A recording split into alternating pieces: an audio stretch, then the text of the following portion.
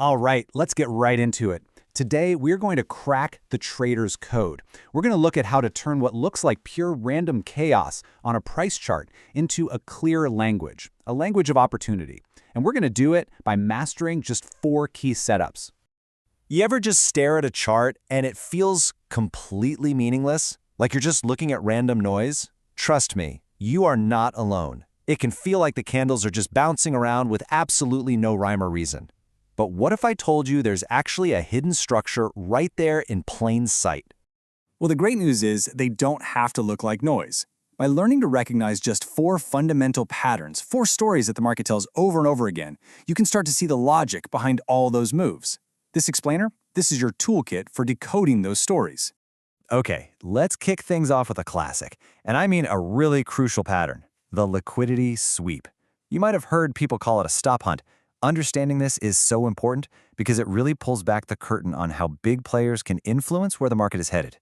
So here's the story behind a liquidity sweep. Picture a price level where tons of traders have set their stop-loss orders. The market often pushes just a little bit past that level, just enough to trigger all those stops. This creates this big pool of orders, that's the liquidity, that bigger institutions can use. And then bam, it slams back in the other direction. It's the classic fake out. So, how do we actually spot one of these in the wild? First, you're looking for those obvious levels where prices hit a ceiling or a floor multiple times. We call those equal highs or equal lows. Next, you wait for the price to poke just past that level. That's the sweep. But, and this is key, you don't jump in yet. You wait for a strong sign of rejection, like a long candle wick, and then you want to see it break the immediate price pattern to confirm. And here is the game plan. You only enter after you get that confirmation. Your stop loss? That goes just on the other side of that wick, protecting your position. And for your take profit, you're going to target the next significant price area. And you should always be aiming for at least a 2-to-1 risk-to-reward ratio.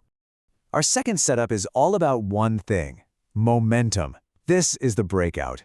Now, if the sweep was about spotting a false move, the breakout is all about catching the real one when the market finally picks a side and goes for it. I want you to think of the market coiling up like a spring. When the price gets trapped in a tight, sideways box, it's building pressure. It's just saving up all this energy. The breakout is that moment when all that stored energy gets released, and it usually results in a really strong, fast move. Our job is just to be there, ready to catch it. Okay, trading a breakout starts with finding a really clear range, a clear support and resistance. Now, here's the most important rule of all, and you have to burn this into your brain. A wick poking out does not count as a breakout. You have to wait for a full candle body to close decisively outside of that range. That's your signal that the move is for real. Now, for your entry, you've got 2 options. You can go the aggressive route and jump in the second that breakout candle closes, or there's the safer way, which is usually recommended. You wait for the price to come back and retest the edge of that old range before it continues on its way. Your stop loss goes back inside the box, and a really common way to find a target is to just measure the height of the range and project that upwards. All right, setup number 3 is maybe the most fundamental of them all. This is the pullback. This is your bread and butter strategy for trading with the trend, not trying to fight it. The story here is so simple but so powerful. A market in a strong trend doesn't just go in a straight line, right? It moves in waves. You get a big impulse move, then it kind of takes a breath. That's the pullback. And then it kicks off the next impulse move.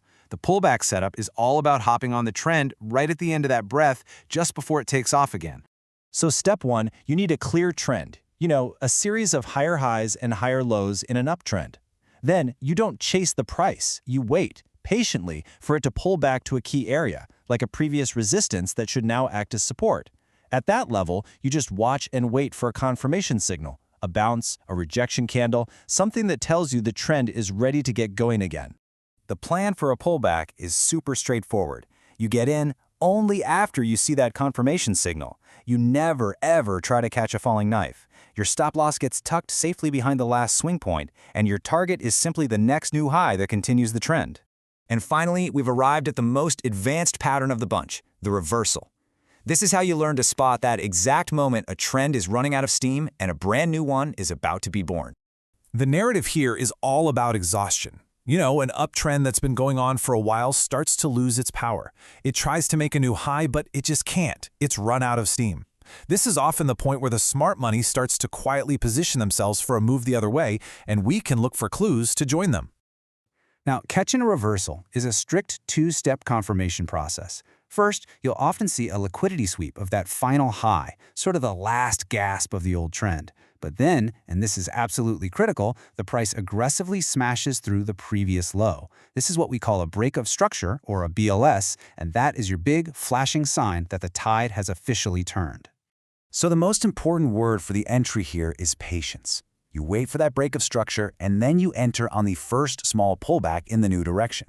You don't just blindly jump in front of a trend. Your stop goes above the high that started the whole reversal, and your target can be a major support or resistance level from way back in the old trend. Phew. Okay, so we have covered 4 really powerful setups. Now let's bring it all home and combine them into a simple, practical checklist that you can use to decide which pattern to look for and when. Before you even think about placing a trade, just ask yourself these 4 questions. First, what's the big picture? Is the market going sideways, trending, or what? That'll tell you which setup to even look for. Second, where's the liquidity? That points you to potential targets. Third, what's the structure telling you? And fourth, where's the price right now? If it's floating in the middle of nowhere, just sit on your hands. The best trades always happen at key areas. You know, being a good trader is just as much about what you don't do. So think of this as your self-discipline checklist. Avoid trading in that choppy no man's land in the middle of a range. Always wait for your confirmation. And please do not try to fight a strong trend until you see that crystal clear break of structure. These are the traps that get most traders. And hey, here's a little pro tip to tie it all together. When you start to see these patterns combine, your odds of success go way up. For instance, a reversal setup that starts with a really clean liquidity sweep of the old trend's high, oh man, that is an A+ setup. It's one of the strongest confirmations you can possibly find. So there you go. 4 distinct stories the market tells and a checklist to help you read them. You now have the toolkit you need to bring some clarity to any chart you look at. The only question left is, which one of these setups speaks to you? Which one are you going to focus on mastering first?